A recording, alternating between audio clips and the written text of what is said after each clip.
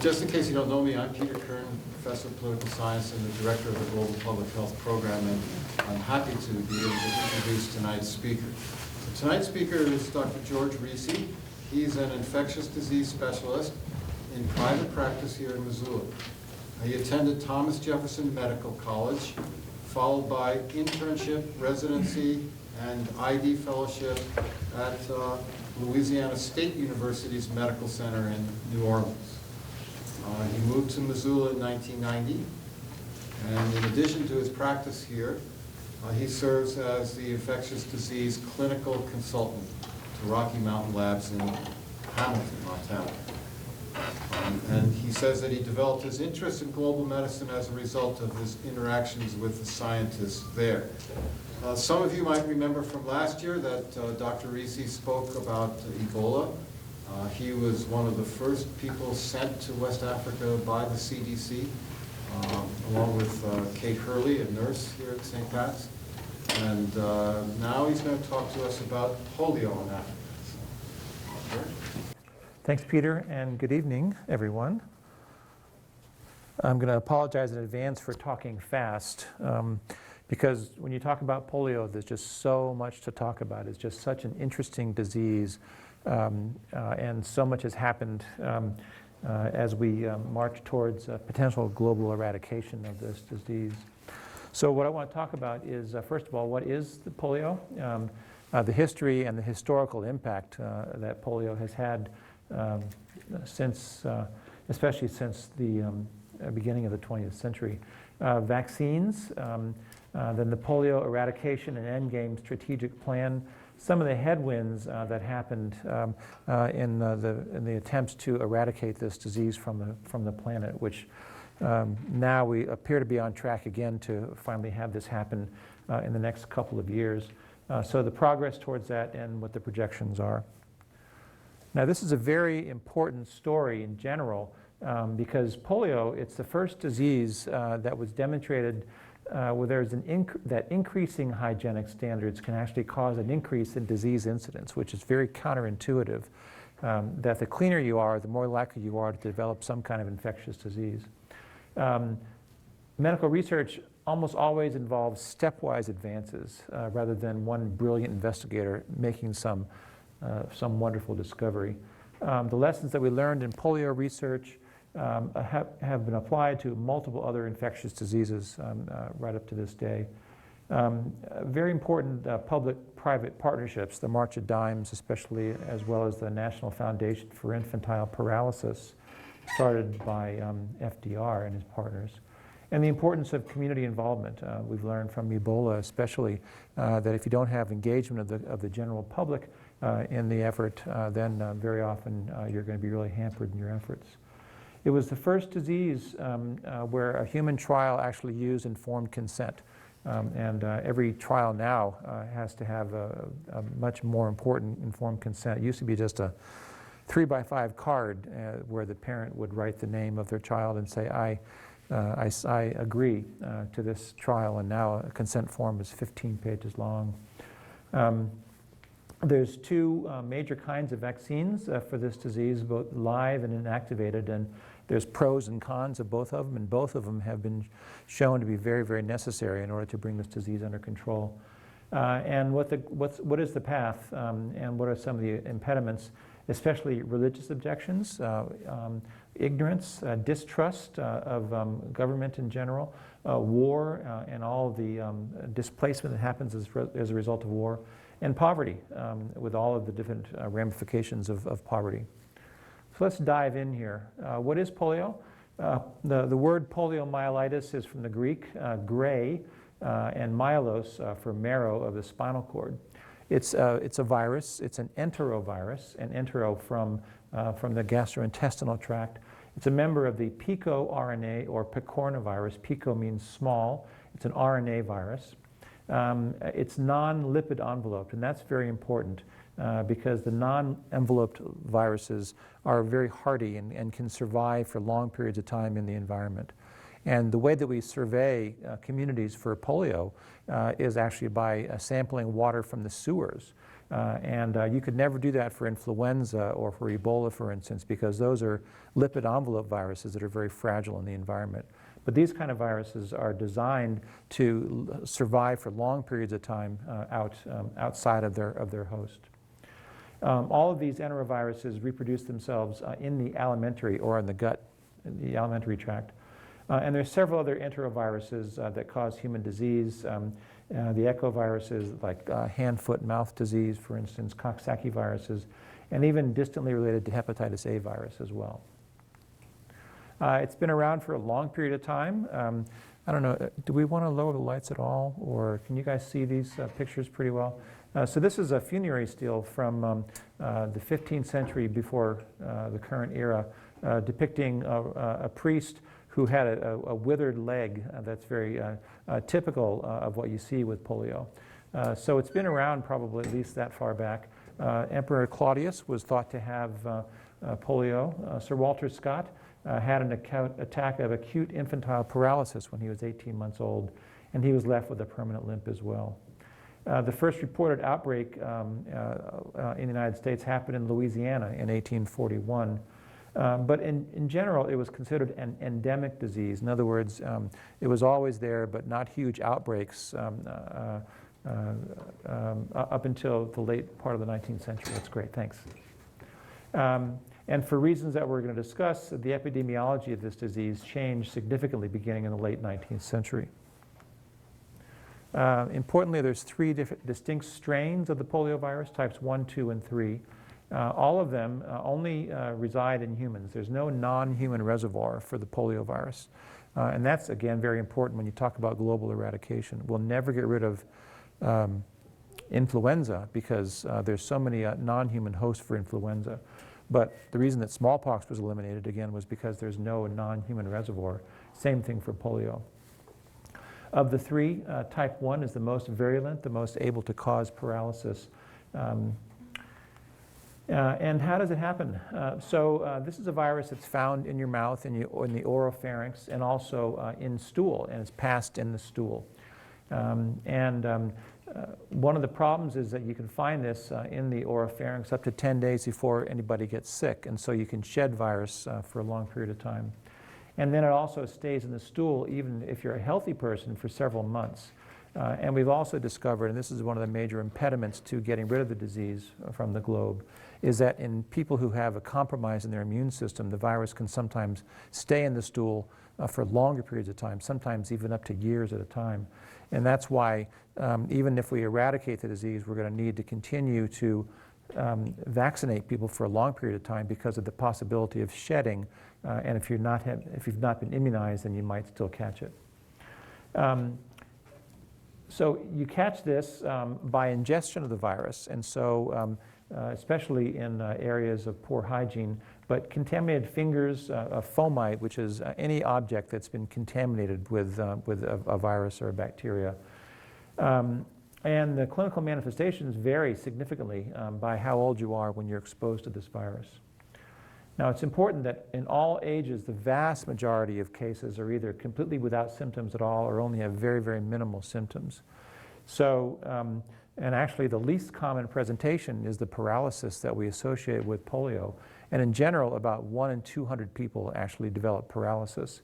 But everybody else who catches this, even if they have no symptoms at all, is shedding the virus and can shed the virus for long periods of time. Again, that's one of the major problems with controlling this disease.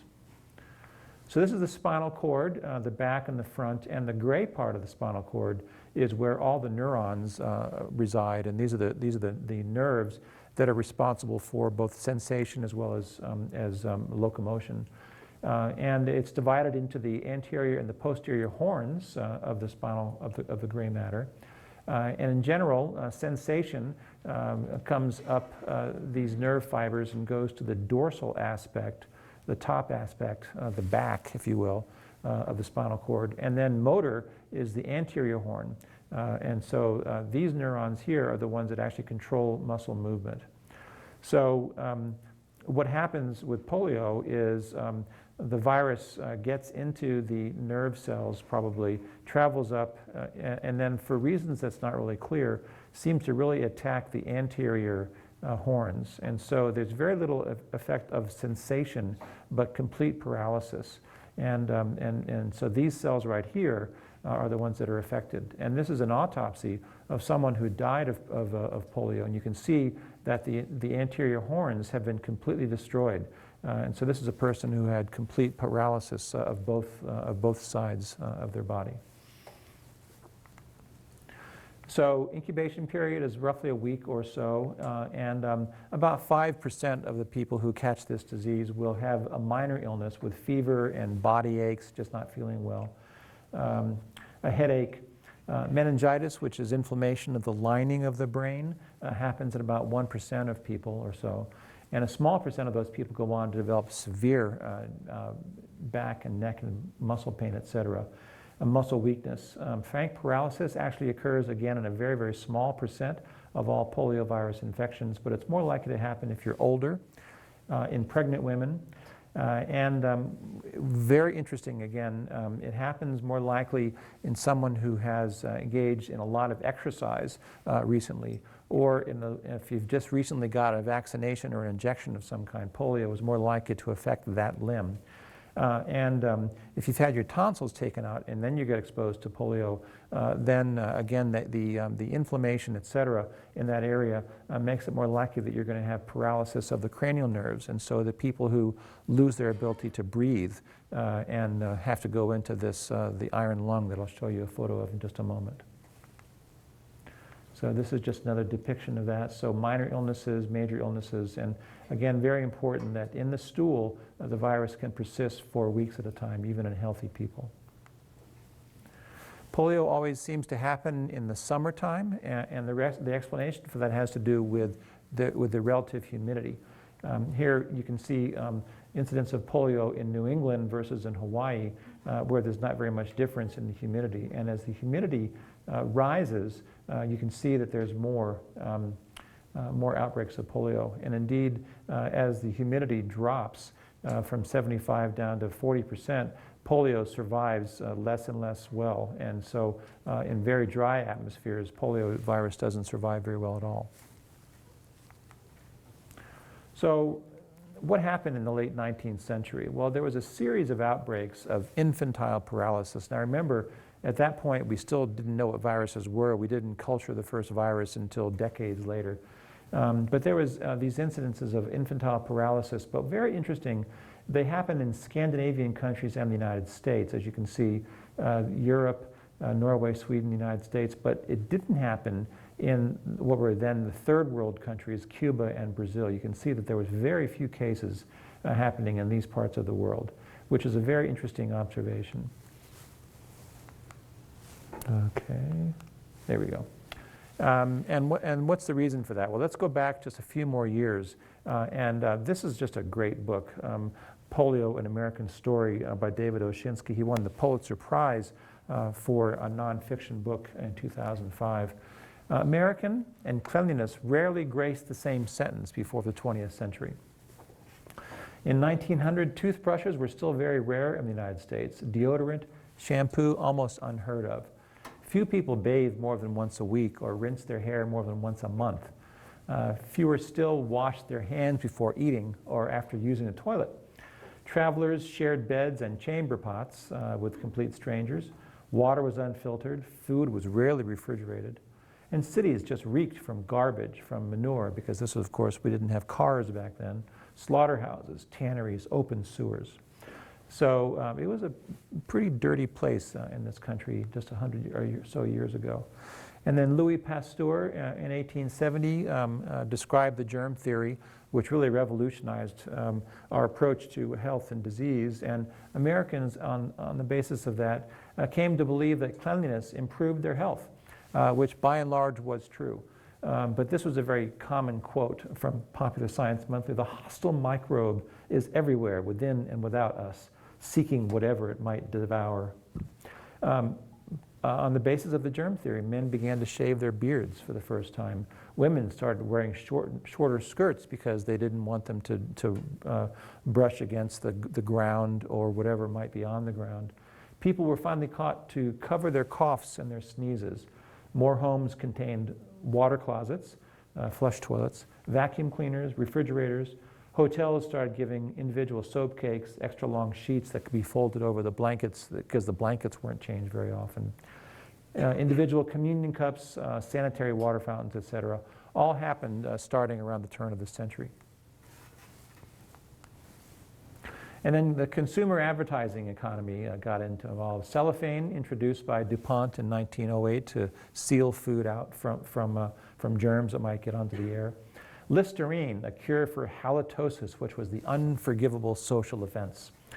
And then Lifebuoy health soap was the answer to BO. So this is a typical cartoon of this young lady who's going to a party.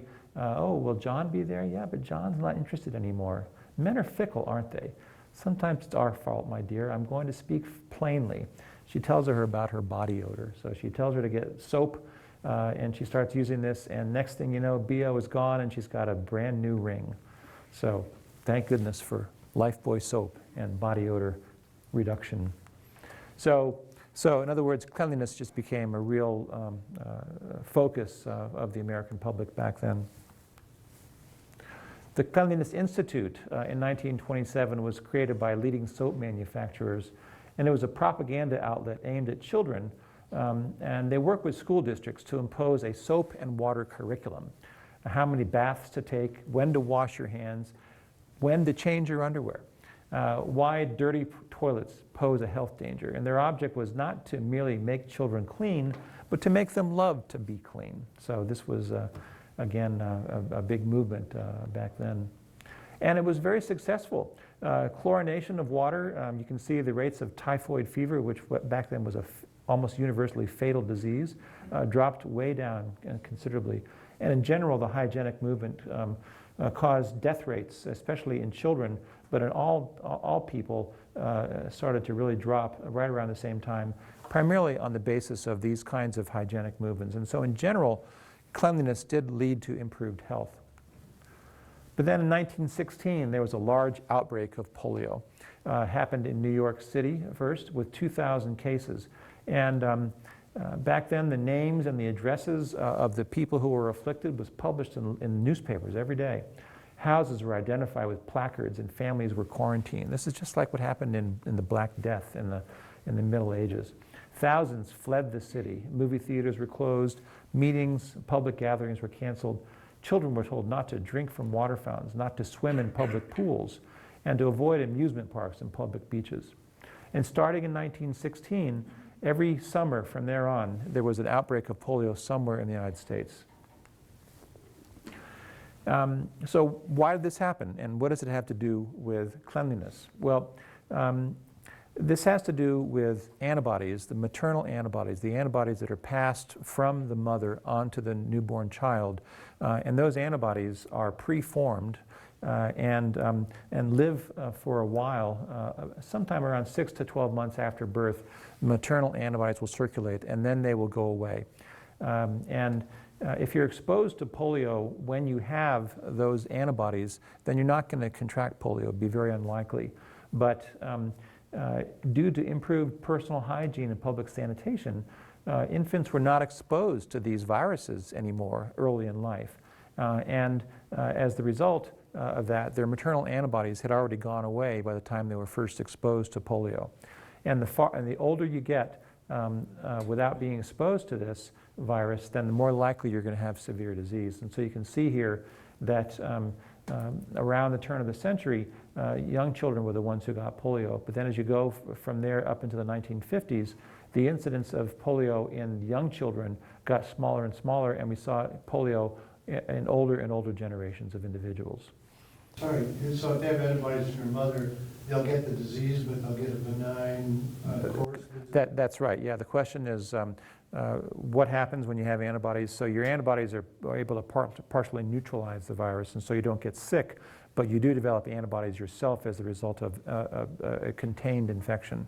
And so you're immune and don't get disease.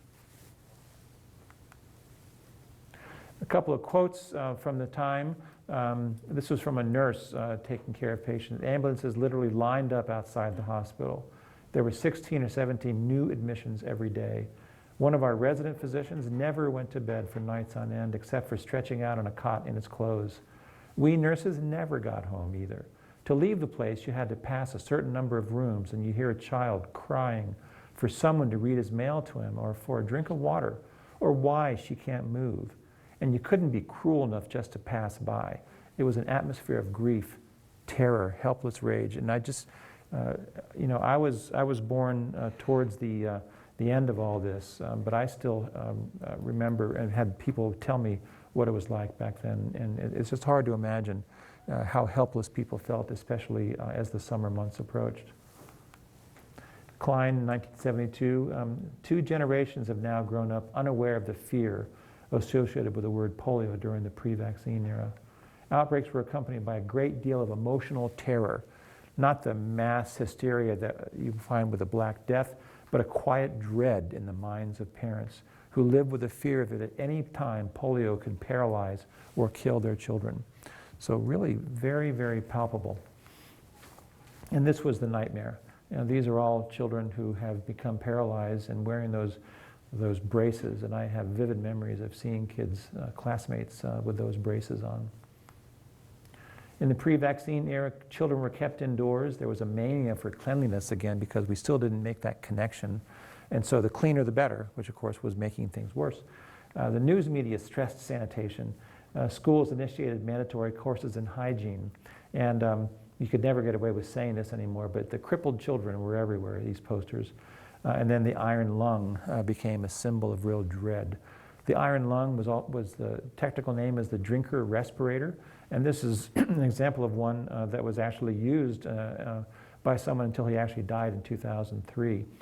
So this is a device where your body goes into this and your head sticks out and there's a very tight seal around the neck. And then negative pressure is applied in this machine that causes your chest to rise, and then that forces air into your lungs. And then positive pressure is applied, pushing your chest down, and that's how you expire. So if you can't breathe, the drinker respirator was a life-saving device and was used all over the world. There were several different examples of it. Here's one where there's 4 different kids and one big iron lung. And this is probably the scariest photograph I've ever seen. These are all kids who are in these iron lungs being tended to by nurses because they can't breathe on their own.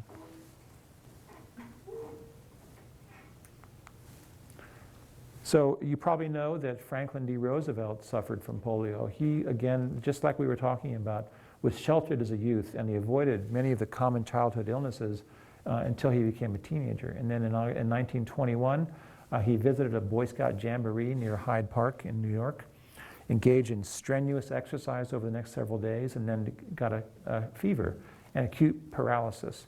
And this is one of the rare photos that was taken of him. They never showed him from the waist down after he became president.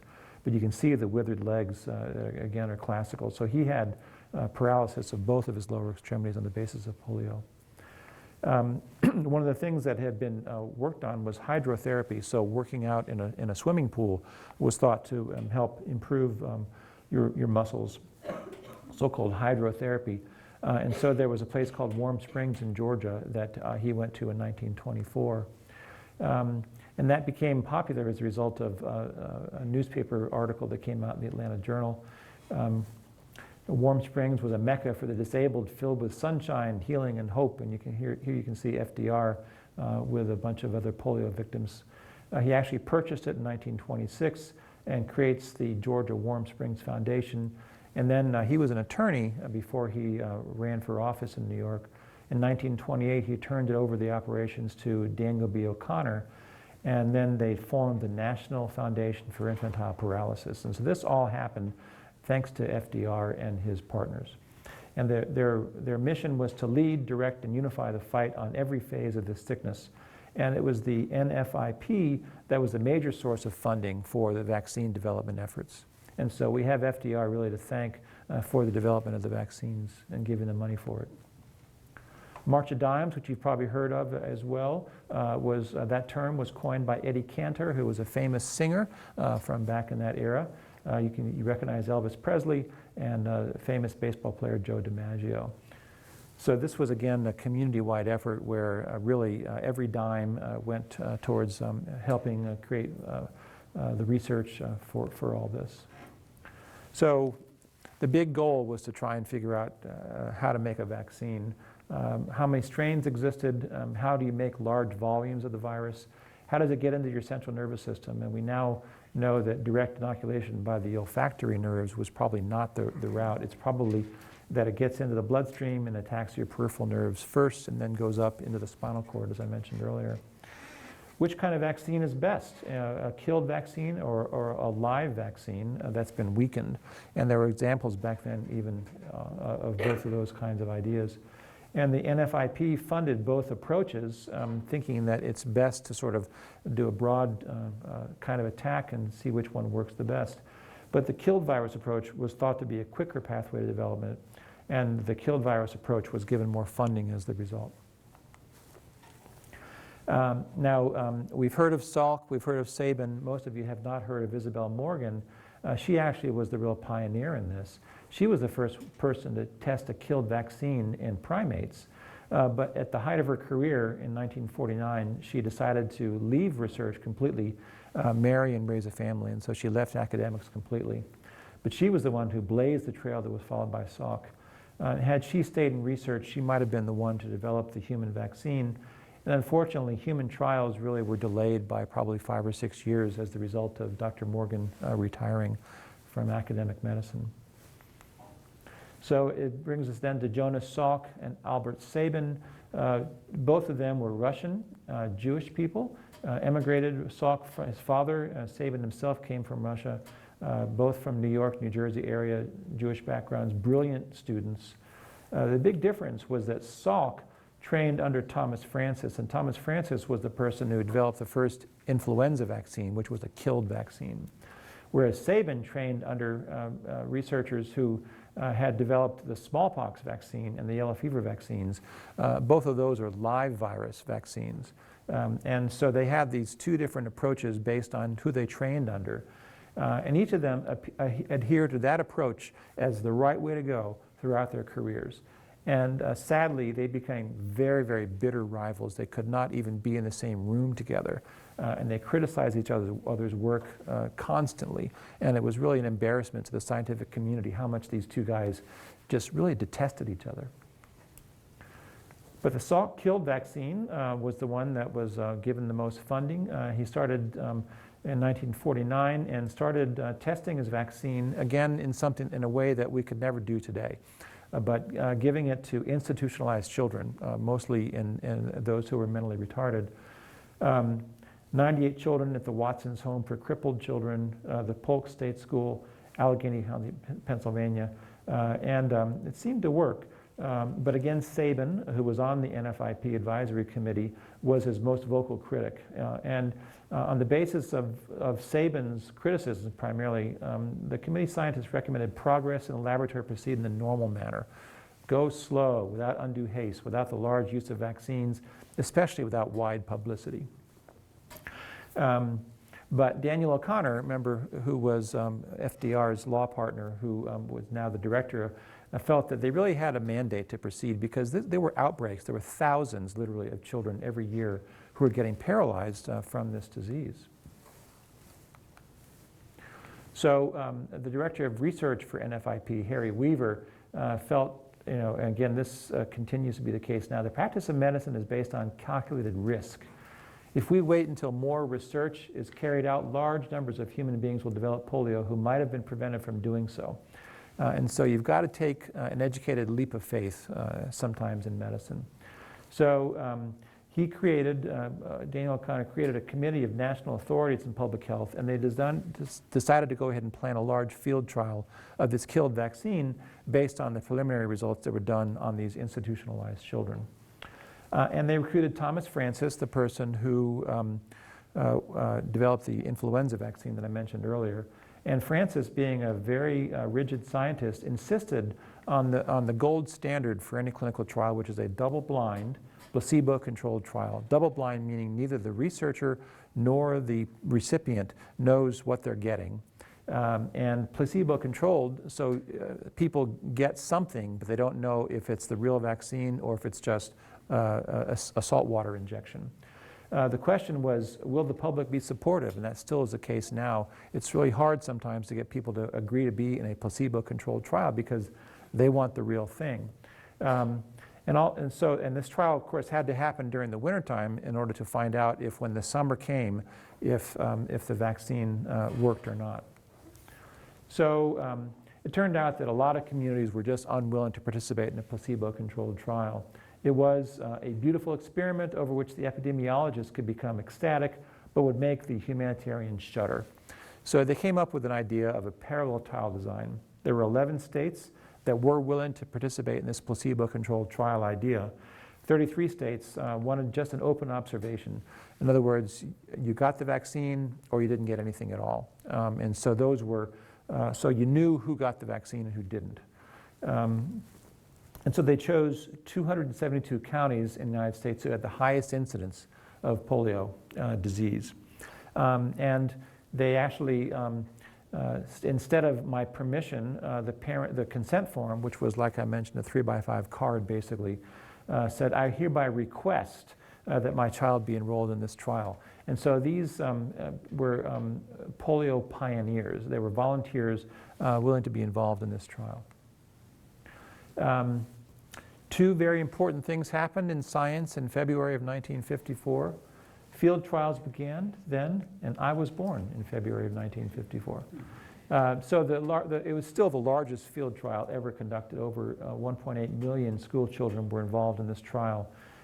You can see the people lining up to be involved in this trial. I mean, it was a big deal. Parents were begging in most of these places for their kids to be involved in these trials because they were just so desperate to do anything to prevent their kids from becoming paralyzed. It was just an amazing, amazing outpouring of support for this trial. 300,000 school teachers, classroom mothers, et cetera, volunteered to help conduct the trial. And the trial went on over the course of a year, and then the results were announced on the 10th anniversary of FDR's death. So here's the two trial groups, the randomized controlled trial. You can see the group that got vaccinated versus the group that got placebo, the number of people who got polio, 33 in the vaccinated group and 115 in the placebo group. Similarly, in the observed control, the vaccinated group, 338 cases of polio, the control is 330. So it wasn't perfect, but the disease reduction was between 80 and 90%. So this was a huge, huge success. I mean, even now, influenza vaccines don't work as well as the polio vaccine worked in these trials. So those of you who listen to NPR know that Frank DeFord is still around. He's a commentator. He wrote back then, school children, factory workers got the word over public address systems. Office workers heard while huddling around radios. At our desks, we cheered. Outside, we could hear car horns honking and church bells chiming in celebration when this happened. This was just such an incredible, incredible outpouring. Unfortunately, he got the Congressional Gold Medal as the result. Edward R. Murrow, who was the person who sort of preceded Walter Cronkite as the voice of America, public newscaster. Young man, a great tragedy has befallen you. You've lost your anonymity. And Salk said, in my relationship with my colleagues, I'm no longer one of them. I've become a celebrity. And it really weighed on him over the rest of his career. So now that you've got a vaccine that you know works, what's the next thing to do? They had only about 10 million doses of the inactivated polio virus vaccine. And so the first groups were those who had been in the trial who got placebo. So they were the first ones to get it. And then they gave it to first and second graders until they exhausted their stocks. And then they went to Eisenhower, and they did not consider the distribution of polio vaccine as a legitimate government function. It was socialized medicine. So when you hear socialized medicine as a term now in the political process, it's not a new term. It's been around at least since then. So, and again, the lobbying of the pharmaceutical industries was tremendous, and they lobbied to keep it in private hands. And so 5 companies were granted the contracts to make the vaccine, and importantly, Qatar was one of those 5. Conversely, Canada, socialized medicine, took the opposite course, and the government took immediate control of the vaccine and went forward from there. So this is where Rocky Mountain Labs comes in. In Pocatello, Idaho, there was a first grader who developed polio just a week after getting the Qatar vaccine. And the paralysis began in the vaccinated arm. So remember I mentioned that if there was any trauma, et cetera, to an area, it's more likely that polio is going to happen in that body part. And the kid died 3 days later. So Carl Eklund was the director of Rocky Mountain Labs back then in 1955, and so they called him. He drove over there, and by the time he got there, 4 more kids had developed polio after getting the Qatar project. He got samples of the vaccine and also autopsy material from the kids, came back and grew the virus in culture. So he was this is supposed to be a killed virus. And unfortunately, all 3 types of live virus were found in the vaccine, and in the nervous tissue of children as well, type 1 virus was found. And the outbreak unfortunately continued. All of those who got it, though, had gotten the Qatar vaccine. So the other 4 companies had a different process for inactivating the virus. Unfortunately, the Qatar vaccine caused just a huge outbreak. There were 40,000 kids who developed abortive disease. 56 got polio, 5 died. And then contacts, because remember, if you get polio, it's shed in the stool. And so 113 contacts of these children also got polio, 5 more kids. So this is just a really chilling quote. In less than a month, the air of victory surrounding the Salk vaccine has become a stench of confusion, conflict, and doubt. This went on, but again, had it not been for the Qatar incident, Sabin's live vaccine probably would not have gotten any traction at all, because we had a great vaccine already. So as I mentioned, so he was the one who was really interested in a live virus vaccine, and that's done by serial passage of a virus in different kinds of culture media. And if you grow it over and over and over again, especially in different kinds of hostile environments, the virus will become progressively weaker. And that's how the yellow fever vaccine was developed, and that's how Sabin developed the polio vaccine as well. But he couldn't study children based on the Qatar incident, so instead he went to the federal prison system and enrolled inmates at the federal prison there in Ohio, and got volunteers and paid them $25 each and some days off of their sentence if they would participate. And again, you could never do this today. They're considered vulnerable populations subject to coercion, especially if they're going to get some days off of their sentence. But 30 people did this, and again, good response, no illness. But he couldn't do this in large populations in America. So having recently emigrated from Russia, he approached the Soviet Union about doing the trial over there. So this was a great Cold War vaccine trial, and it was tried in huge numbers of people over in the Soviet Union. 20,000 children were given the vaccine, and then they went on and went to make millions of doses of the vaccine. 10 million kids got it in 1959, and he actually got a medal in gratitude from the Russian government during the height of the Cold War, even though he was an American. So again, sometimes certain things can really transcend politics, and diplomacy works. WHO went over and criticized their work, found that it was really very good work. And so the oral polio vaccine quickly replaced the IPV as the preferred vaccine worldwide. So how are these two different? And which is better? And so the killed vaccine requires an injection. So you have to give it intramuscular. requires aseptic technique, trained personnel, and it works very effectively. It takes 3 doses. It does not reproduce in the body, does not cause paralysis, therefore.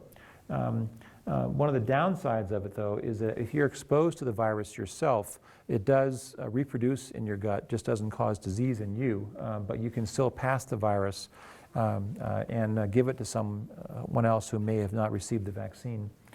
We're not sure exactly how long the immunity lasts, and it's relatively expensive, $3 per dose. The live vaccine, it's given by mouth. Again, very effective. It reproduces in the GI tract, and it's passed in the stool. And therefore, one kid sometimes, by passing the vaccine in their stool in places of poor hygiene, other kids can be exposed and get vaccinated sort of by a secondary route, if you will. The big downside of the live vaccine is that sometimes, because it's reproducing, it actually can revert back to wild-type virus and actually can cause paralysis. And that's very, very uncommon. But out of the last 2.5 billion doses that have been given since 2000, there have been 610 cases. So 2 or 3 per million or so was the number that was quoted very often. And if you're in a situation where there's thousands of people coming down with polio, then 2 or 3 cases per million of vaccine-associated polio was considered an okay price to pay, because the overall reduction in polio was just so significant. Much cheaper and a long-lasting immunity as well. So with the introduction of the vaccine, first the inactivated vaccine, you can see that rates just plummeted, and then the live oral vaccine was introduced in the mid-1960s, and we eliminated polio from the United States in 1980. However, you can see that vaccine-associated poliomyelitis started in 1980, and we started seeing cases here. And then in 1997, we switched to inactivated vaccine. I'm sorry, I didn't start from 80. This is just where the graph starts. But we started seeing more and more cases of vaccine-associated polio as a result of the live vaccine. And so we switched in 1997 to all inactivated vaccine, and that's what we've been doing ever since. Again, it was a big challenge. Czechoslovakia actually was the first country to eliminate polio completely. The Pan-American Health Organization launched an initiative to eliminate polio from the Americas by 2000. 1980 was when smallpox was eliminated, and that was a very heady thing to have happened. So WHO decided then to try and do the same thing for polio and built an eradication effort in 1988. Rotary was a huge part of this and still is. They still contribute millions of dollars every year to the elimination program. The last case of polio in the Americas was in 1991, and after 3 years of observation, we were certified as being polio-free. Since 2001, progress has been erratic for a variety of different reasons. But the question is, can it be totally eradicated? As I mentioned before, there must not be a natural reservoir outside the human body. You have to have a good vaccine, and you have to be able to detect infections that can lead to transmission, even if the individual shows no sign of illness. So again, being able to culture the virus is very important. Okay, so the WHO's strategy was to give 4 doses in the first year of life. Oral was the preferred route because of the reasons that I mentioned earlier. And then mop-up campaigns once wild transmission is limited to a specific focal area, and that's what's been happening lately. Just to compare the smallpox elimination versus polio, again, there's no non-human reservoir. With smallpox, there's no asymptomatic cases. Everybody who gets exposed to smallpox gets ill. Whereas, as I mentioned before, there's 200 asymptomatic cases for every symptomatic case of polio. Only one significant strain, 3 different strains here. And the issue with this is that if you have a vaccine that has all 3 strains of polio in it, so-called trivalent vaccine, that it's not effective as one vaccine alone.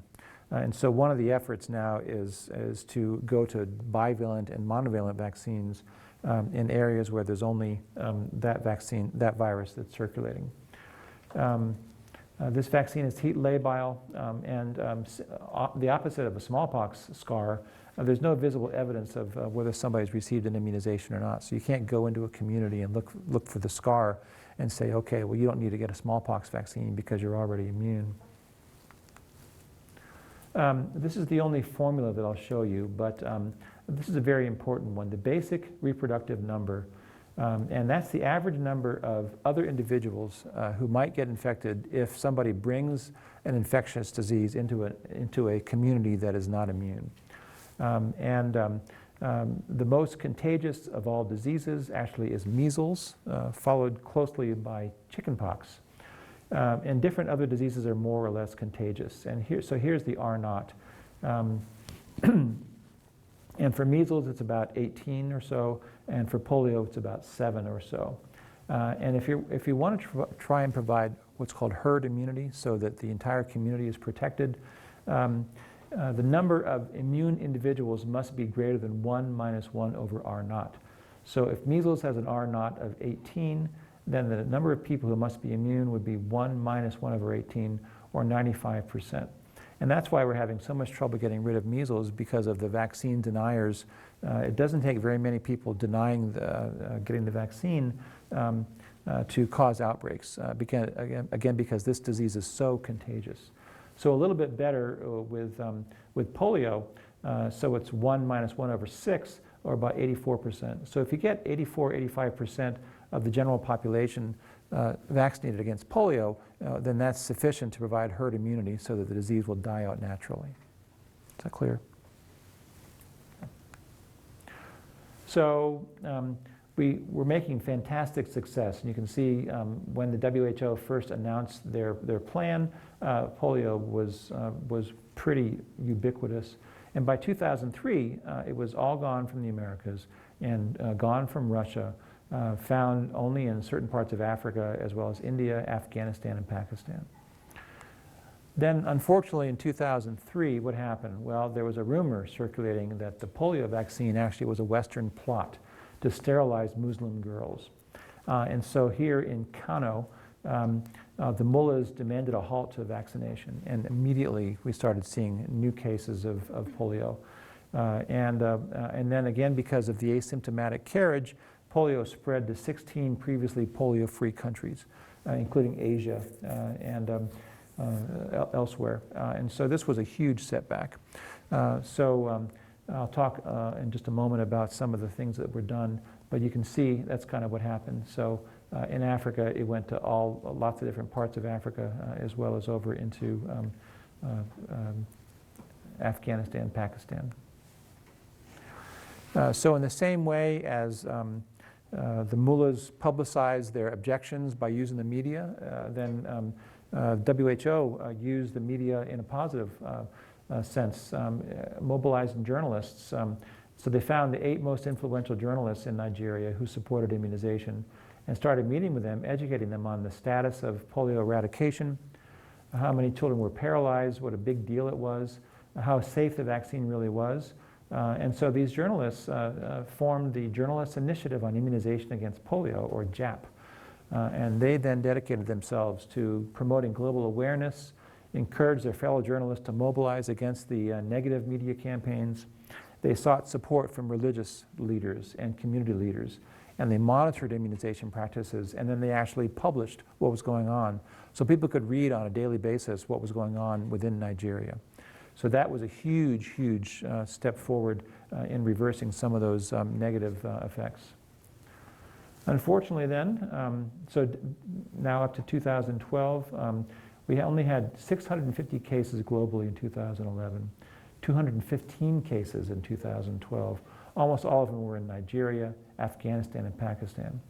And then remember that in 2012 we got Osama bin Laden, but unfortunately he was caught because there was a physician who masqueraded as a hepatitis vaccine worker and found out about bin Laden's whereabouts based on posing as something that he wasn't.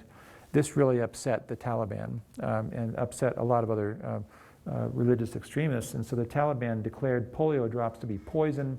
and they targeted vaccinators to be killed. So in 2014, 89 polio vaccinators were killed in Afghanistan and Pakistan. But it became a real matter of prestige, you know. So Goodluck Jonathan, who was the president of Nigeria back then, pledged to eliminate polio by 2015 from Nigeria, and he was successful. Hamid Karzai signed a polio eradication pledge in September and actually himself started giving drops to children. The Pakistan president also did the same thing, and actually his daughter was one of the leaders in the Pakistan elimination effort. And they pledged to continue immunizations despite the killings. And so these immunizers went out and they were under armed guard while they were doing their job. And again, it was very successful, fortunately. So here's where we are now. From 2009 all the way down to 2014. A few more cases have developed since then as a result of just delays in reporting, but you can see that we've had tremendous success. So actually poliovirus type 2 has been eliminated from the globe now. So we're now just down to 1 and 3 as the only ones that are still around, and there's not much of those either.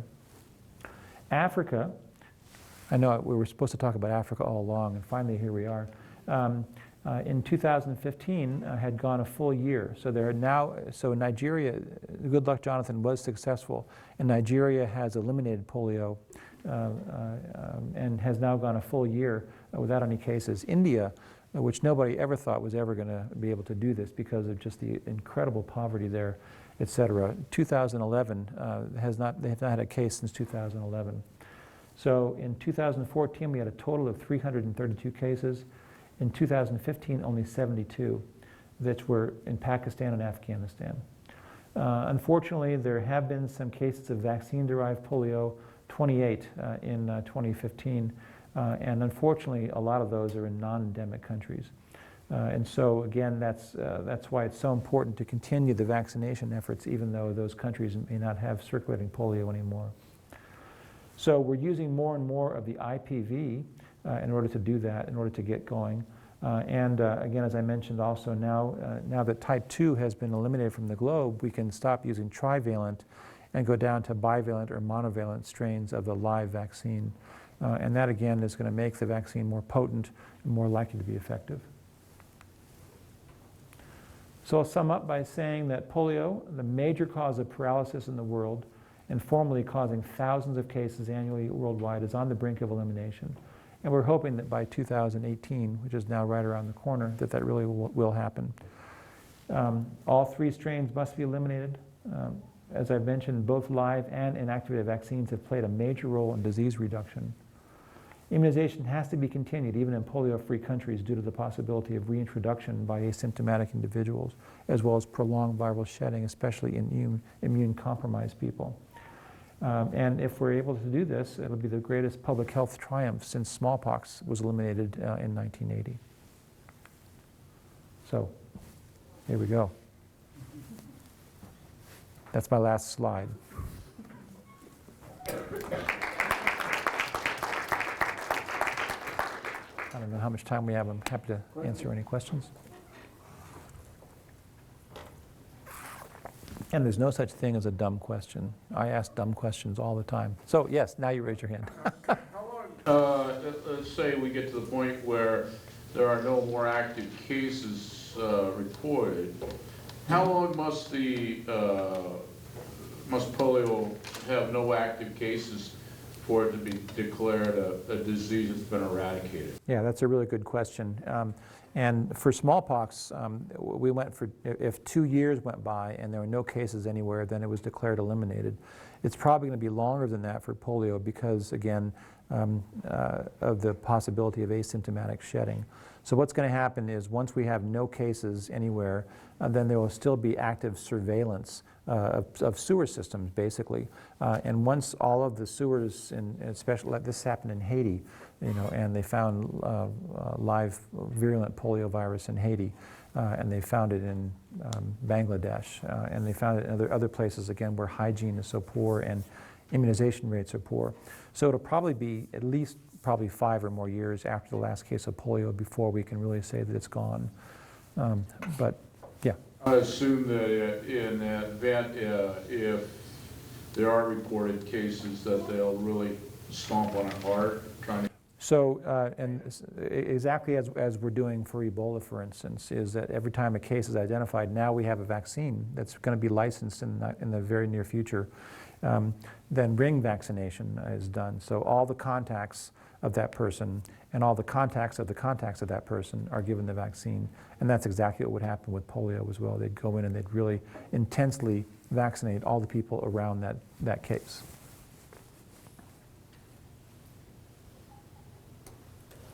Yes, in the back. Are there other diseases that are coming close to eradication? Yeah, that's a great question. Probably the next one that will be eliminated is called guinea worm and dracunculiasis. So it's this very long worm that you get by ingesting the parasite, and then it reproduces in your body and then it invades your muscle and actually causes just this tremendous pain as it exits from the body, and then you actually have to sort of wind it up. And some people have said that the caduceus, that medical signal, is actually a guinea worm, because you have to wrap it up around a stick and pull it out slowly. If you pull it out too fast, it'll break and cause all kinds of inflammation. Well, Jimmy Carter did more things after stepping down as president than he ever did as president, and one of the big things was guinea worm. And he dedicated huge amounts of resources. And so now there's almost no guinea worm left. And it's only, I think, in Somalia and maybe in Sudan. Yeah. So there's a handful of cases. So guinea worm's on the way out. We know that measles, mumps, and rubella all are very close to, very eradicable if we were able to convince people to get the vaccine. Again, because there's no non-human reservoir. Those are the major ones that are getting close. And so to be eradicable, it has to only have a human reservoir and what you talked about earlier. Right. It's virtually impossible to eliminate a disease that's found in animals anywhere. And so things like influenza, West Nile, Zika now, is the one that's really been suddenly gotten a lot of press. Those are diseases that we probably won't be able to completely eliminate. Yeah. I've heard that some of these diseases, like smallpox, for example, that certain research facilities maintain an active stock of the live virus. It seems a little crazy to me, but is that likely to happen with some of these others, like polio? So by international treaty, there are 2 laboratories in the world that maintain active research on smallpox. One is the CDC in Atlanta, and the other is the Victor Institute in Siberia. And the reason for maintaining an active research program in these diseases is because these are diseases that evolved with man over the course of thousands of years, and we're learning even now more and more about the immune system by seeing how smallpox is able to actually inactivate your immune system. I mean, it's always been this cat and mouse game where the virus mutates and then the human body will evolve a way to fight off that mutation, and the virus mutates again. And with smallpox being one of the largest viruses with an enormous number of different kinds of mechanisms of disease, even now today we're still learning more about our immune system by studying how smallpox causes disease. So, and the same thing will happen with polio, with measles. Again, the stockpiles are maintained, but they're under very, very tight security. And the people who study them also were vaccinated. Yeah. When did the anti-vaccination movement begin, and was it before, during, after all of this? The anti-vaccine movement began with Edward Jenner, who was a person who really is credited with making the smallpox vaccine. It actually had been developed before that by the Chinese and others centuries before. But Jenner was the one who popularized it, and actually it became the standard for eliminating smallpox. the anti-vaccine movement started then. It became much more powerful in the 20th century. And that's a whole different lecture. What was Give the it some. involvement with, you said smallpox? What? So Edward Jenner, Yeah. in what, 1803 or 1790s, well, he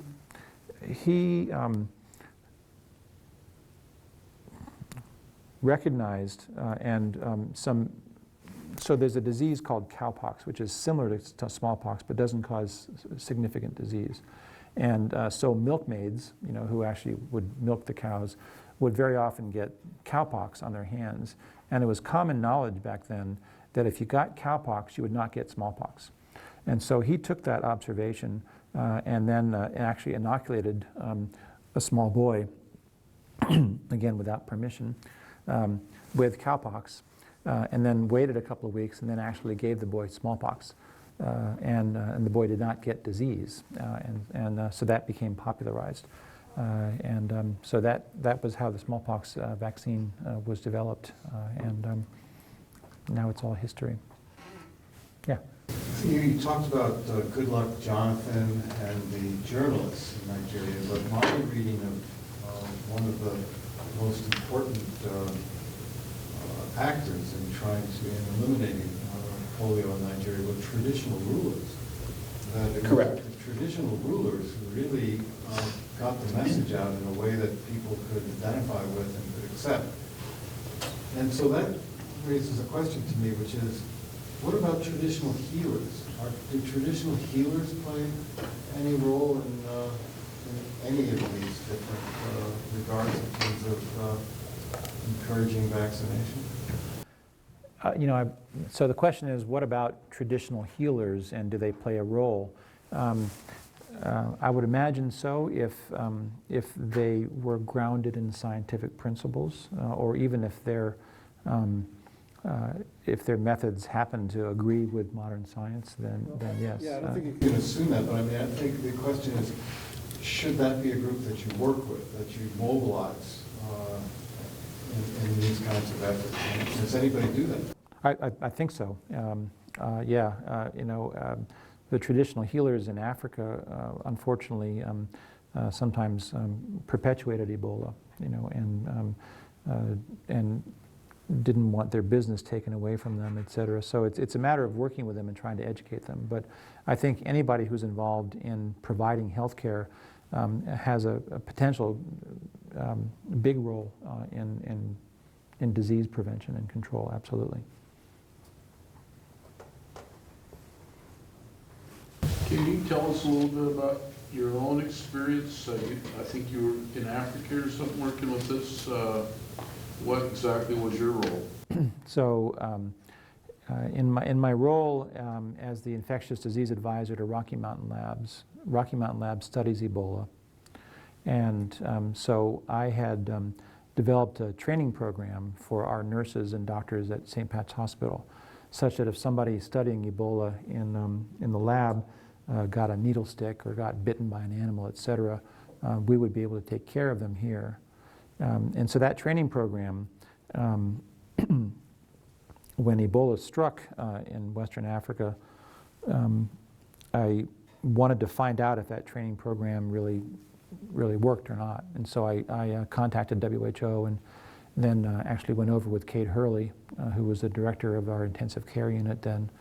And we spent 3 weeks in Kenema in Sierra Leone on an Ebola, in what was actually the only hospital in the country that was accepting Ebola patients at that time. So we were there for about 3 weeks. Our average census was about 90 patients with confirmed disease, about 8 or 10 new admissions every day, and about that many deaths every day as well. So it sort of kept a steady number. I came home, and that's all history. I never got sick, so touch wood.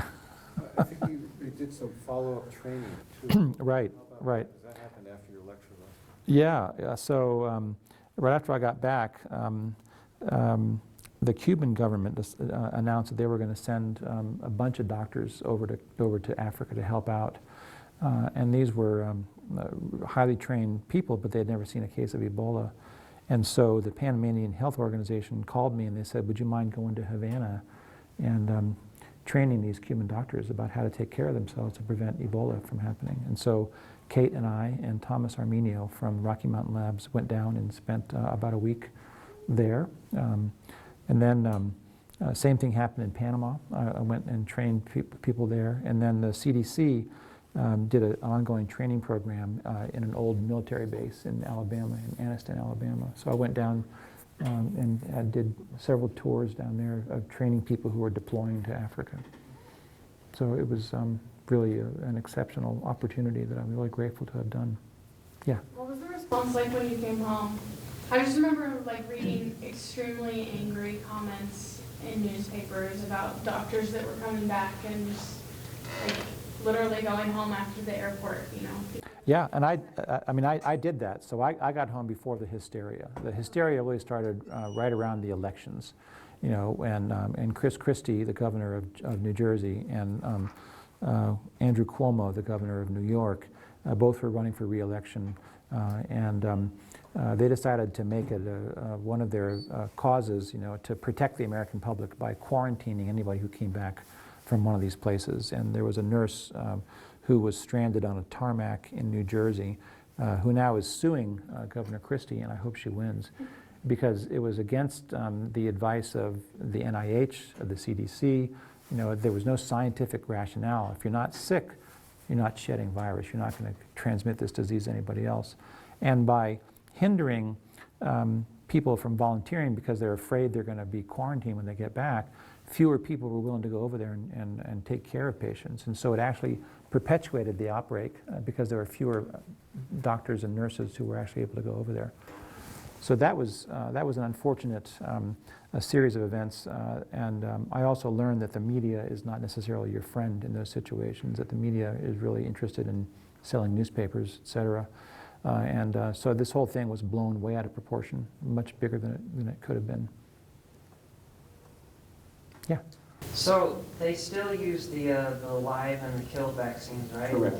So I'm wondering, like in a rural place in Africa, which version is more preferred for like transportation?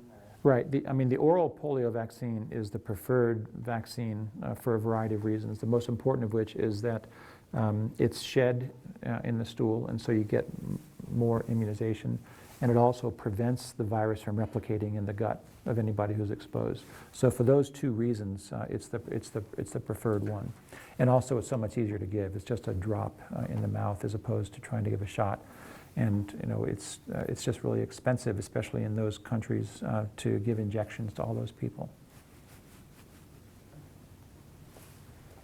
Really great question, so I really appreciate your attention. Yeah, it's been great, and good to talk to you. We can go on more around them.